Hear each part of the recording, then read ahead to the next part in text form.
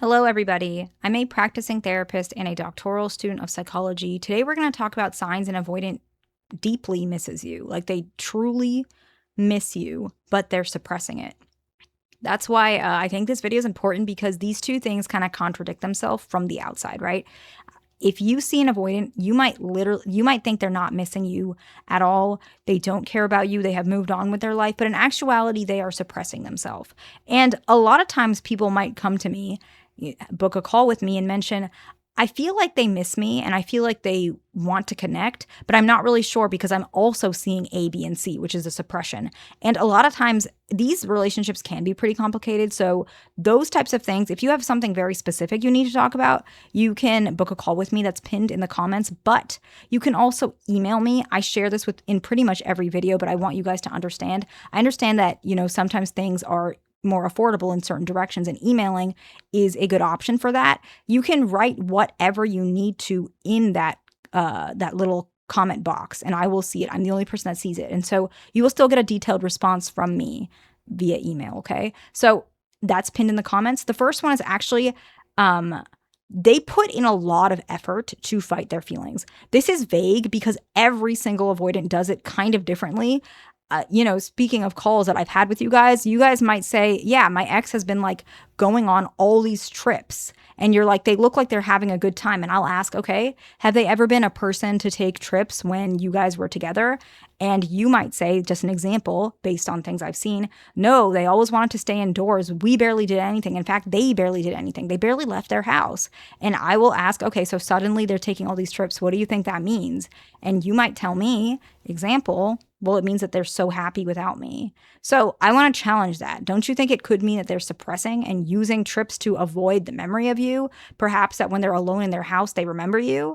Perhaps because going on a trip helps them avoid the feeling of missing you so that they don't accidentally text you and admit how they truly feel. Maybe they're actually literally avoiding you. They might be trying to learn new things so they can occupy their mind. That is more likely what they're doing.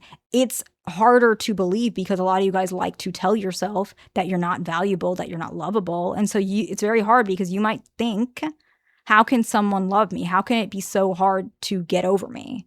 You don't believe that, but it's true. It is true. This person does care about you. You had a relationship and you guys did things together. It's important. Another example could be that they're literally like avoiding you, where it's like if you guys come from a more smaller town, maybe it's like they avoid like grocery stores where you might be because like that's the only grocery store. So they might drive all the way up north or something to go to another grocery store. And you might have heard of that, or you might see that they haven't been a regular at this place, even though that's the only place there. Or maybe your friends are telling you that they're doing some strange things. You might see it on social media.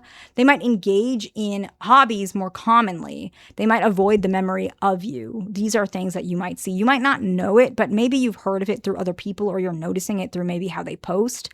It can be anything, but you will know your version. I can't tell you what it looks like because every person is different, but they're putting effort to fight their feelings. You might not know it right away because you haven't had contact with them, but maybe if you get into contact with them and you realize what they're doing and you say, oh, this is proof that, we're not supposed to be together. They're so happy without me.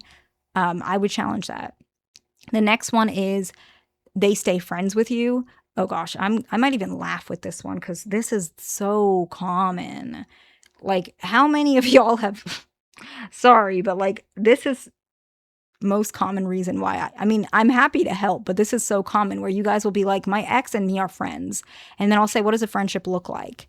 And it literally looks like a relationship. Like you guys are going on trips, you're intimate with each other, or you're close to being intimate with each other. You're going on literal dates. You're texting each other very frequently. And yeah, so basically nothing changed almost. It's just now it's called friendship. If this is happening, they really, really, really miss you and they're in so much denial and I can't even believe you're buying it because it's not a friendship. I'm sorry to put it like very bluntly, but this is, you guys, like, come on. This is so common that you guys call me and I'm happy to help, but I just want you to really know. I want you guys to really know that if the friendship is progressing. If it's different than any of their other friendships, then you're not a friend, right? Like you're basically a pseudo boyfriend or pseudo girlfriend, okay? And if you need me, you know where to find me, pinned in the comments.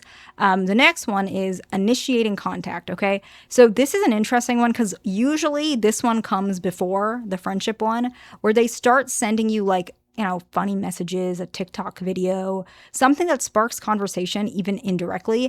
They might send you like indirect things like a inside joke or something funny that only you would understand. They're trying to get you to laugh. They're trying to get you to remember them. And it's not on purpose. Like if you ask them, they will deny they're doing this because they don't really know. But they start doing these things. And then let's say you respond. You might even initiate some yourself once you start seeing that this is a pattern. Now it starts getting ramped up a little bit. They might say, hey, I have a work trip. If you want to hang out, maybe we can, right? And they might not even say romantic, but they might not say it as friends. But your mind is thinking, okay, it's probably just friendly. And then when you go on that trip, it's a lot more than friendly. This is what starts happening. They start initiating and connecting more with you, okay? The next one is that they actually start sharing life events with you. This is interesting because this is the vulnerable side of them that they may have even withheld while you were in a relationship. But somewhere subconsciously, you being near them was enough that they had some safety. But now that you're no longer together, that safety is gone. So they're trying to regain it again. And sometimes they start doing it by being vulnerable. Whereas before they didn't have to be vulnerable because you were still with them. And so that was safe enough. And so they might start sharing events like photos, updates about their life. It could be like asking you about your life. It could be them telling you about certain stressors they have in their life. And they might not state it directly. They might just say, I had a really rough day because my boss was being difficult. I didn't reach my numbers this month. I'm really trying to focus next month. They will say certain things that allows you to get more insight about how they feel. They might not say it so easily. They're not going to say, I've been really stressed out. I'm miserable. I'm working like 20 hours a day almost, or thinking about it all the time. I'm barely sleeping. Things like that, right? They're just saying they're not going to tell you the exaggeration of their emotions, right? Because obviously these things are not fully realistic, but they're going to say it very small. And you might think, oh, this is a brief message. This means nothing. When in actuality, they're opening up. And I'm sorry if I seem a little bit tired or a little bit like my voice is a little bit hoarse. I'm a little sick today. I'm a little sick. Okay. The next one is they stay single. Usually more common with dismissive avoidance, or they keep jumping from person to person, more common with fearful avoidance. And so they're not facing the emotion that they have. And the last one is they talk about you a lot to their friends and others. Very likely you're not going to know this is happening. But if you guys have mutual friends and you kind of get the impression of this, or someone's brought it up, or maybe if you want to ask, you can find out how they behave and the truth of them missing you. So they put a lot of effort to fight their feelings for you. They stay friends with you. And the friendship progresses into something more than friends, whether you like to accept that or not. It's different from their other friends. They initiate contact. And when they're initiating contact, it's about, it's usually more lighthearted and then it starts building up. They start sharing life events with you. They're single. If they're dismissive avoidant, that's a little more common. Or they're jumping from person to person, more common with fearful avoidance. And they talk about you a lot. I hope this video is helpful to somebody. Please like, subscribe. I'll see you in the next one.